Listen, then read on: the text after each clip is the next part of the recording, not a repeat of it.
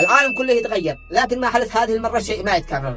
لأول مرة في تاريخ كرة القدم 7 منتخبات عربية تشرفنا في نهائيات كأس العالم 2026 في أمريكا. 7 أعلام عربية، 7 أناشيد وطنية تتسلح في ملاعب أمريكا. لحظة واحدة جمعت العرب كلهم على قلب واحد، حلم واحد ورايه واحدة. العرب اليوم مش مجرد حضور، العرب اليوم قوة وإنجاز ما توقف عند ال7، لأن في عمل فرصة ثامنة بين العراق والإمارات، مقعد واحد، حلم واحد، ويمكن كرة القدم تعيد كتابة التاريخ وكلنا عرب مرة ثانية. هذا هو الزمن العربي في المونديال. العرب مش جايين يتفرجوا ولا يشاركوا مشاركة بسيطة، العرب جاي يشاركوا الحلم مع العالم. وإذا المقطع عجبك اكرمني باشتراكك وإعجابك، وشارك الفخر العربي مع العالم يا أسطورة. المنتخبات المتأهلة مصر والمغرب والجزائر وتونس وقطر والسعودية والأردن، منتخبات عربية 7 تشرفنا في نهائيات كأس العالم 2026 في أمريكا.